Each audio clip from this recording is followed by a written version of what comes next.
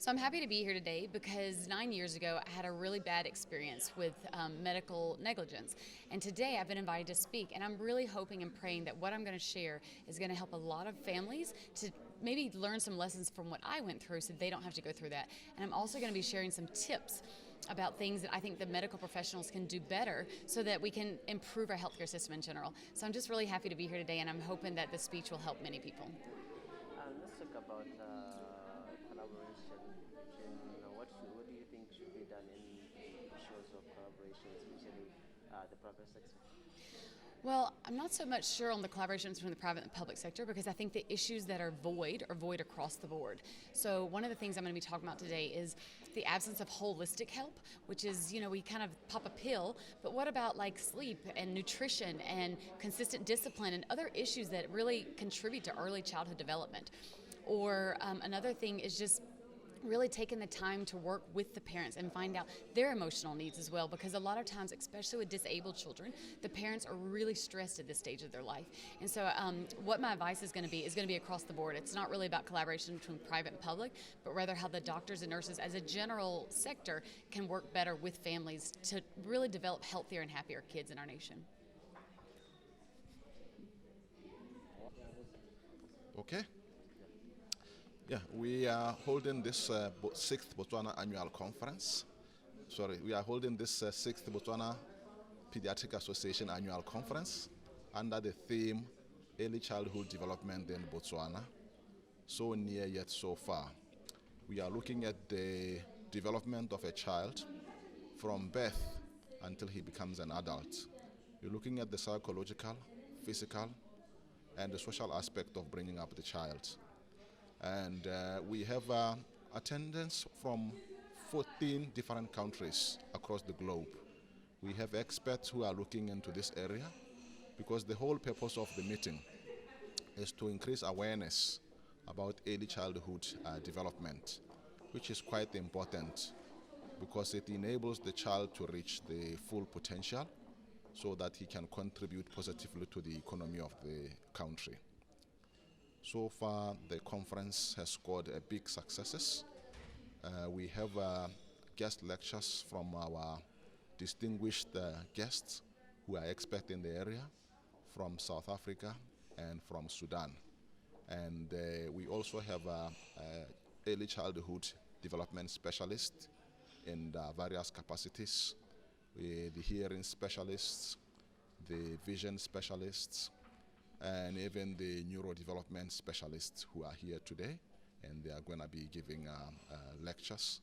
And we also have patients who have disabilities that stem from early childhood development, who are also here to share their experience of living with disability. But when you talk about the theme, why did you choose the theme that you chose for the conference? We chose this theme because early childhood development is a neglected area in our setup. Way back, we are facing a crisis in terms of communicable diseases, HIV, tuberculosis, malaria. So most of the resources were channeled towards combating these communicable diseases. But other areas of non-communicable diseases like early childhood development were not taken into consideration. It's only lately now that we are starting to look at this area, which is quite important because it determines the kind of people you are going to have when they become adults. Because if a child reaches full potential, they will be able to develop normal intelligence, normal functioning, and then we can produce high quality professionals that can contribute positively to the economy of the country. Any message that you can give to the private sector or the government who specialize on the special childhood? My message at the moment is that we have, yesterday the Permanent Secretary have mentioned that the government has come up with the early childhood development policy framework. So my message to the private sector and all stakeholders is as soon as this policy becomes effective, we should go ahead and implement it immediately and start to be aware that children need to be screened quite early in their life for diseases that can affect them later in their adulthood. This involves things like vision check, hearing check, even screening for other rare diseases like hypothyroidism, which may not show in early childhood but will manifest at a later stage in life. Yeah, thank you. Good morning. I am humbled and honored to have been invited to come and speak to you today. And my prayer is that as I share my story, you're going to hopefully be able to take away some things that I've learned over a harder journey that are hopefully going to help some people out so that they can learn from my story. So on that note, what I'm going to do is I'm going to first of all tell you my story. And I'm going to specifically focus on some of the things that have to do with early childhood development, as that's what our theme is, and my story. And then I'm going to talk about some lessons that we can learn. Hopefully that from my story, the health professionals in general can learn to help other people. So about 9 years ago, I went into labor with a healthy baby boy. He was full term, but unfortunately the decision to use forceps was used, and there was some subsequent bad medical decisions. And that resulted in my son becoming severely brain damaged. And so I ended up actually writing a book about it called Conquering the Giants. And that book went on to become a media sensation. In fact, every media house covered it. Even the highest office in the country covered this and wanted to know more about what happened with my story so we could prevent this from happening to future kids. So now I'm going to tell you some specifics about my story. After I gave birth, they whisked me off to the maternity ward, and then they took my son to the nursery. Now, because I had an epidural, I couldn't walk. So I couldn't find my son. I kept asking nurses, where is my son? I want to breastfeed my son. I had been very clear about that I wanted to do that. But unfortunately, they were not bringing Caleb to me. So once the epidural wore off and I was able to find him, I found out that they had, against my wishes, tried to attempt to give him formula. Now, the reason I say attempt is because Caleb wasn't doing anything. He was just laying there. He wasn't sucking. He wasn't crying. He didn't grab my finger. And even when I tried to breastfeed him, he just laid there. So that's what I realized, something is wrong with this kid. That I was being told there's nothing wrong. It's all my imagination. You know, just calm down. Don't worry about it. Everything will be okay. He's just tired after giving birth. Okay, now Caleb is my second child, and I know that children after giving birth cry. They're not just tired and they sit there and keep quiet. So I gave birth on Monday. By Wednesday, I realized that something is seriously wrong here. And so my husband and I arranged for an emergency evacuation to get to Pretoria Unitas Hospital in South Africa. When we got there, we found out that Caleb was probably not going to make it through the night.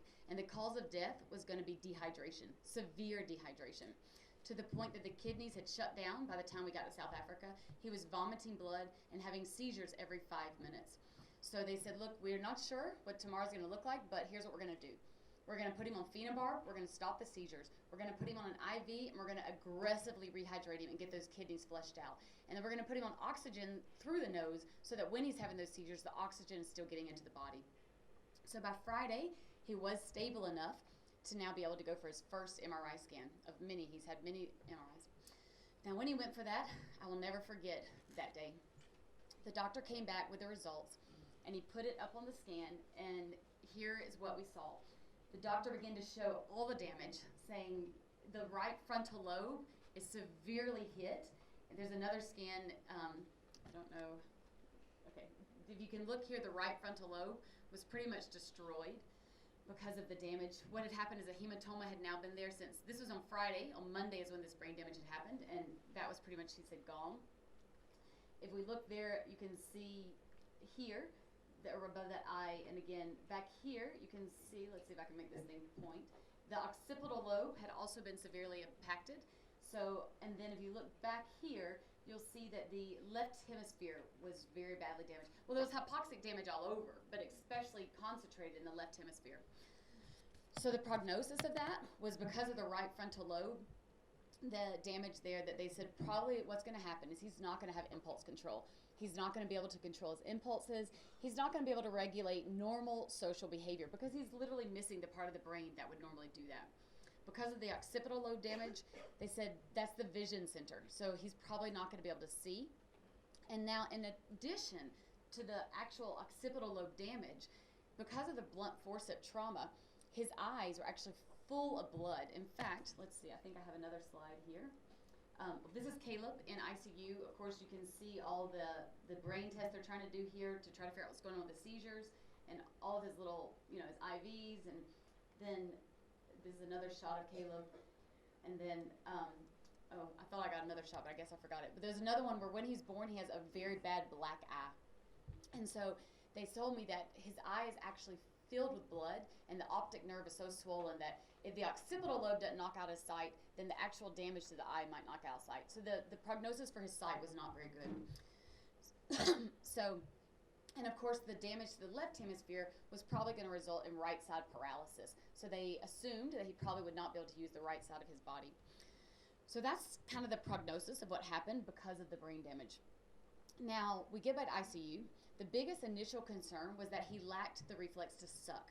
And without right reflex, of course, he had to be fed nasally through a nasal tube. So the biggest thing we had to do in order to get him stable, to get him out of ICU, was for him to be able to eat on his own. So by about 5 days, praise God, he was able to eat. And just so you know, if you go to my YouTube channel, Ashley Thaba, just Google YouTube Ashley Thaba, I have a cute little video, it's about 4 minutes, that shows all of his milestones, including the first time he sucked and the first time he crawled. So it's a really cute little video. You can go to it later. Anyway, we did do the breastfeeding, and it just wasn't working. You know, in ICU, they have these very high scales that can measure, you know, exactly what his weight is before he breastfeeds and then after. And they just said, look, he's not getting enough breast milk. I think just be happy that he's sucking, and just drop this whole idea of breastfeeding. And so that was the advice I was getting, is just forget about breastfeeding and focus on the fact that he's at least taking your breast milk through a bottle. But now this was my second child, and I had done research with my first child. And because of the audience here is medical professionals, I don't think I need to explain to you the details of the benefits of breastfeeding. But the two that are most important to me, especially with my son, was the skin-to-skin contact I knew he would get through breastfeeding, and also just the creation of that DHA and the fatty cells that I knew were going to be crucial in creating the myelin, which I knew he needed for that neural pathway laying down, because I wanted to help him optimize his brain development. I am admittedly not a doctor, but I just knew that whatever I can do to help my son heal, I want to be intentional about doing that. So breastfeeding was something that was important. I don't have time to go into the details today, but I'm happy to tell you it took me 2 months, and I used a lot of various techniques, which again, I don't have details today. But with that, I was able to get him exclusively breastfeeding, and he breastfed until about over a year old exclusively. So that was exciting, even after being told that it was not possible. I'm going to come back to why I'm bringing that up later in a minute. So now, after 3 weeks in ICU in Pretoria, he is finally stable enough to come home. So now we come home with this baby boy, which is severely brain damaged and a very bad prognosis. So now I'm thinking, okay, clearly there are a lot of things that have happened that are beyond my control, but there are some things that are within my control. So whatever I can do to optimize his health, I am going to do those things. So we talked about breastfeeding. Another thing is his physical right side. I should mention here that I'm a certified ACE personal trainer, which is with American Council on Exercise. Now, the reason I think that helped me is because it gave me a solid understanding in anatomy and in physiology and nutrition, and just the ability to understand how the body worked. But another thing that just kind of made common sense to me that I felt like we needed to work on was his sleep. Obviously, newborns are notorious for not getting good sleep. But with my firstborn, I had sleep trained her, and I decided I'm going to do the same with my second. And I actually did it with the third as well. So if you ever want tips on sleep training, I can do that. But anyway, I got all of my kids sleeping through the night by 9 weeks. That means 8 hours. By 12 weeks, every one of my children sleep for 12 hours. And remember, I exclusively breastfeed. So I'm talking about put them down, do not see them again for 12 hours. And all of the breast milk they need for their nutritional value is done during the day. So what that meant is that he got deep, good REM sleep to really heal that brain and help him to work optimally within the day without being tired and exhausted and fussy. So practically, that meant he slept 12 hours every night. He took a 2-hour nap in the morning and a 2-hour nap in the afternoon. And he did that till he was about 18 months old. And then around 18 months, I dropped the morning nap, and we moved now to the afternoon nap. And he took an afternoon nap until he was probably about 3 or 4. And again, the reason I'm telling you that is because I think sleep is a simple thing that plays a large part in just the ability for the body to heal. Now, the next area that I had to focus on was this right front side, which was extremely weak. It had the typical nature of the cerebral palsy. You know, when the fist is balled up and it's real tight like this, and you move it and you feel like I'm going to snap his arm off. You know what I'm talking about? And it's like this. You know what I did? I moved that arm every single day, and I moved those little hands, and I literally felt like I'm going to snap his fingers off. They were so tight. But I was very aware that I had to do this very early on while the body was still developing to get those fingers moving and get that arm moving. Now, usually, in order to do this, what I would do is I would do it to music. And the reason is because music gave me like a 3 to 5 minute goal, because it was painful to do it, because it was actually physically hard to move his arm. So we turn on the song, and I'd hold him, and if you go to my YouTube channel, you'll see a video of this. And I would literally just do this for like the 3 to 5 minutes of that song and work on his body and work on that movement. Another thing I was very intentional about doing was putting him down in various stimuli situations. So I put him in the sand, I put him in the grass, I rubbed burlap sacks on his arm, especially the right arm. I wanted the brain to learn to communicate with all the nerve cells of feeling on that right side of the body. And so we went on walks. I'd put him beside me when I was cooking, and I'd talk to him and just really tried to expose him to the most stimuli possible, because again, I was very aware of the early formative years and trying to stimulate every part of the brain during those years.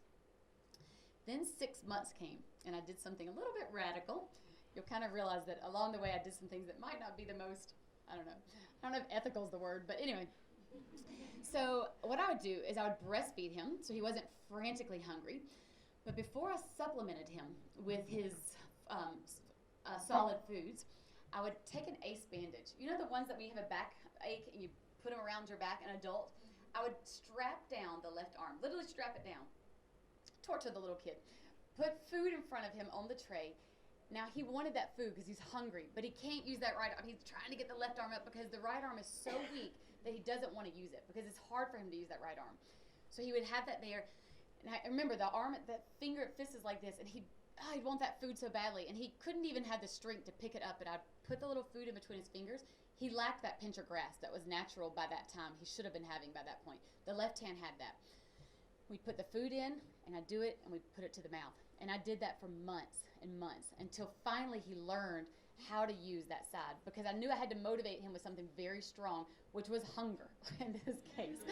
So he learned how to use the right side. And another thing I would do is when I'd give him toys, I'd be very intentional about always giving it to the right side, because by nature he always favored the left side, and so that was always the side he did something with.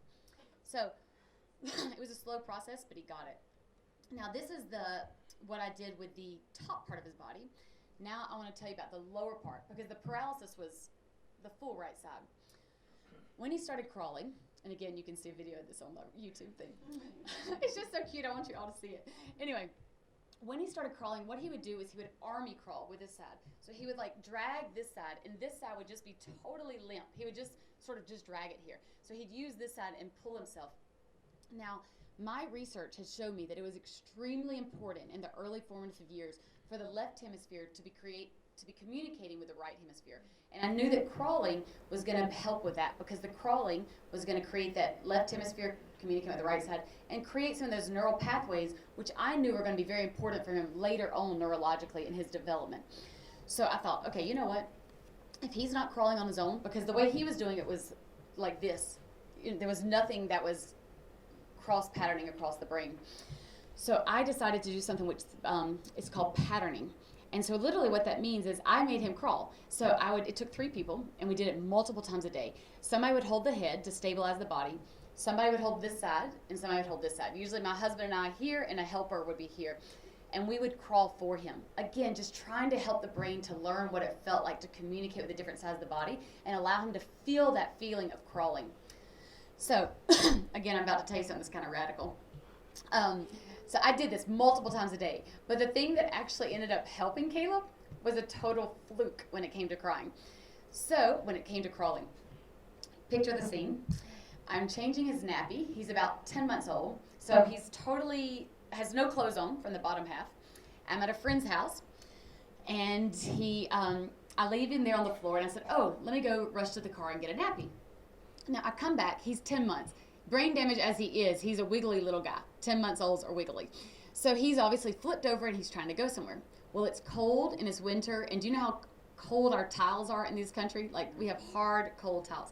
So do you know what happened now? When he gets on the floor in his little army crawl, and it's cold right here, his body naturally goes, and he flipped up. Now, when he did like that, something instinctively put that right hand down. And then that naturally forced the knee into the crawling position. So I come back. I mean, I had been trying to do this through patterning and showing him, but he just couldn't get it. Now that pain of the cold tiles forced him up.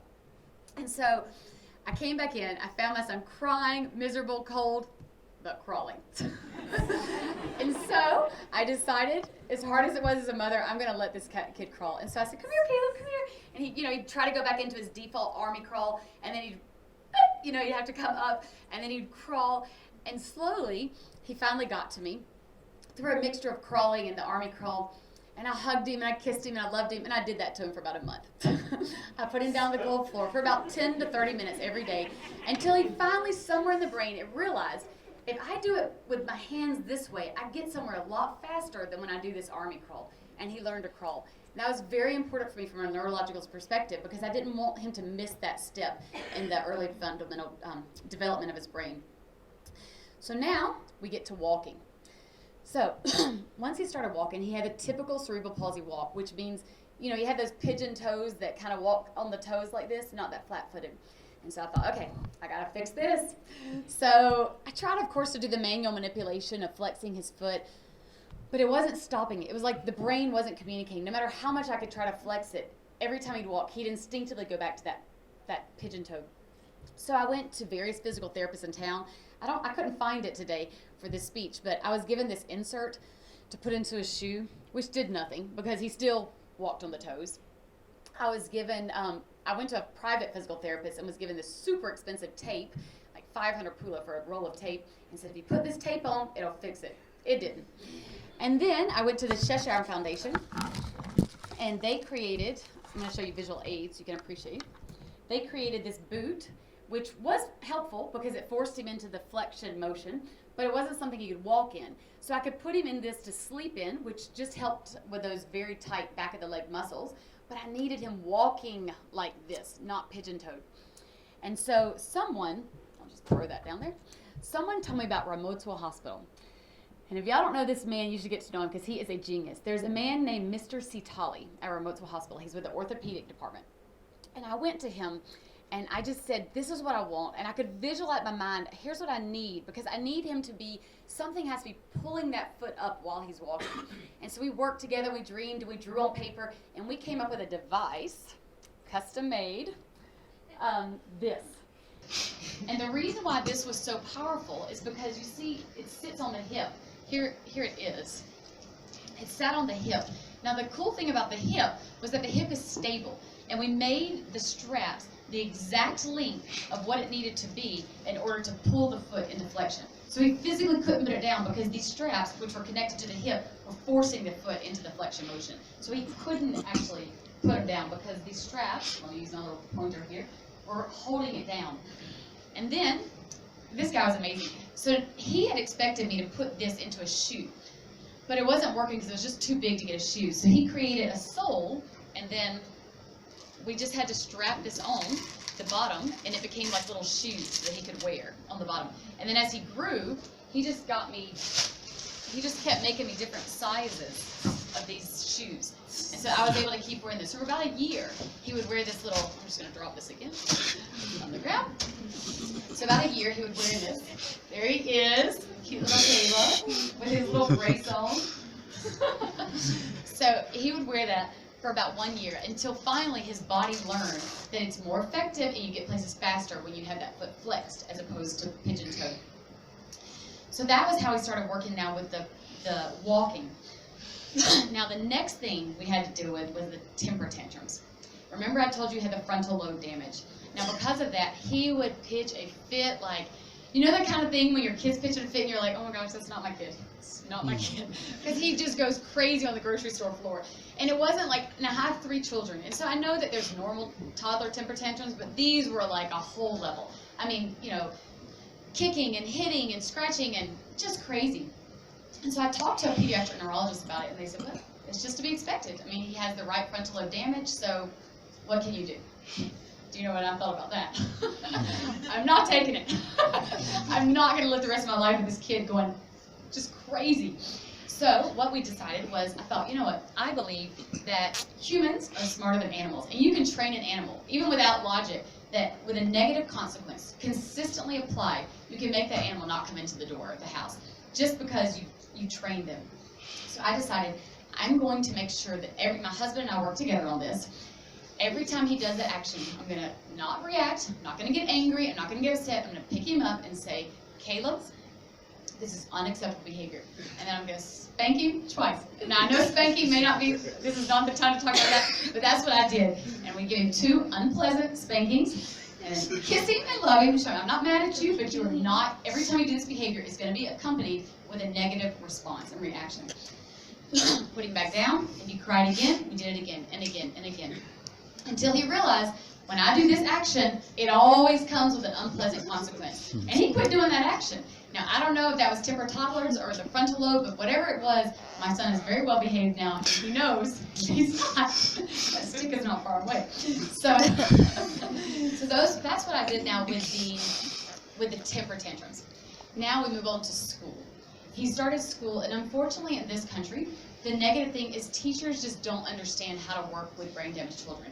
And so this is what they do. In front of the other kids, he's slow, he's stupid, he doesn't get it, he'll catch up later. And so because they have 25 other kids in the class, and Caleb takes a little bit of work, he just gets forgotten because who needs to deal with him? And so one of the problems with Caleb was because of his fine motor skills being so lacking because of that the damage on the right side, he couldn't write well. Now he could do math, he could do a lot of things really great, but in their world, because he couldn't write, he was slow. And so, anyway, because of that, I think I'm getting a bell because I'm probably going too long. But I thought as a fun treat for you, I would have Caleb come up and share with you the lesson that he found most exciting and interesting in this whole journey.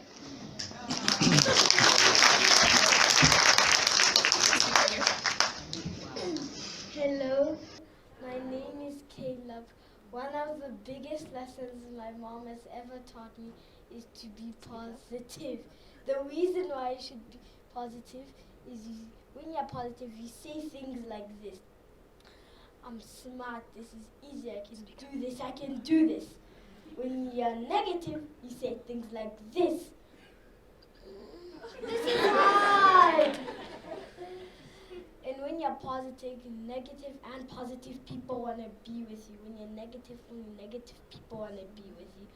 And also when you're positive, if you're with a negative person, try to make him positive or try not to become negative. Thank you. So that's Caleb. Look, they're giving you a standing applause.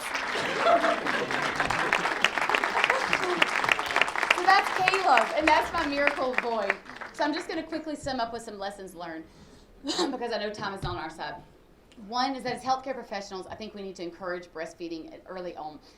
Because of my book and because of my story, many parents have come to me over the years, and one of the things they continually tell me is that they were discouraged from breastfeeding. They didn't have enough formula. They weren't taught about colostrum early on, and they were misled to believe that because they didn't produce milk early on, they didn't have milk. The second thing I think we can do to help with our children in this country is the importance of early intervention. Again, by the time most of the parents come to me, they hear about me, they have now their kid is 18 months or 2 years old, and the process of myelination is there, and it's very hard to go back and get those formative years. And so I've got to encourage us that we've got to get into early intervention, early on.